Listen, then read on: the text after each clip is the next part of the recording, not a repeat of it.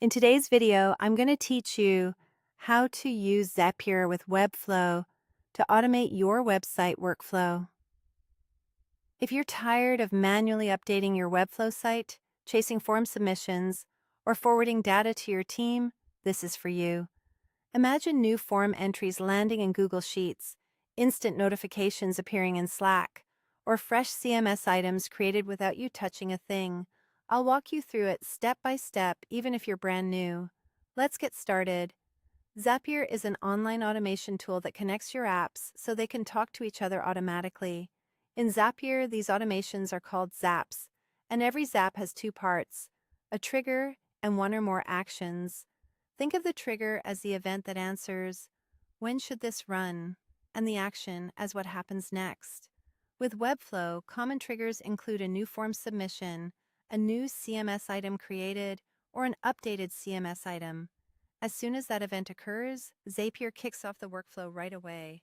Actions are the results you want to see, like adding a row to Google Sheets, sending a Slack notification, creating a task in Notion or Asana, sending an email with Gmail, or even creating a new CMS item in Webflow.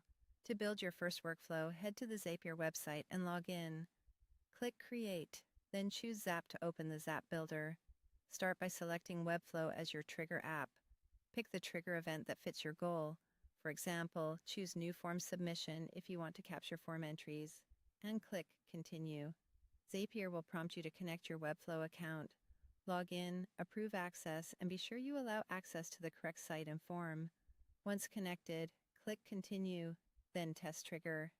Zapier will fetch a recent form submission or CMS item so you have real sample data to work with in the next step. If you don't see one, submit a quick test through your site first. Next, add your action. Let's send form submissions to Google Sheets. Search for Google Sheets, select it, and choose Create Spreadsheet Row, then Continue. Connect your Google account and select the exact spreadsheet and worksheet where the data should go.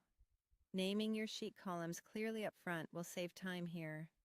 Zapier will display your spreadsheet columns so you can map each one to a Webflow field. Match name to the form's name field, email to the email field, message to the message field, and submission date to the timestamp. This mapping ensures every new submission lands in the right place automatically. Click Continue, then Test. Zapier will create a real row in your sheet using the sample data.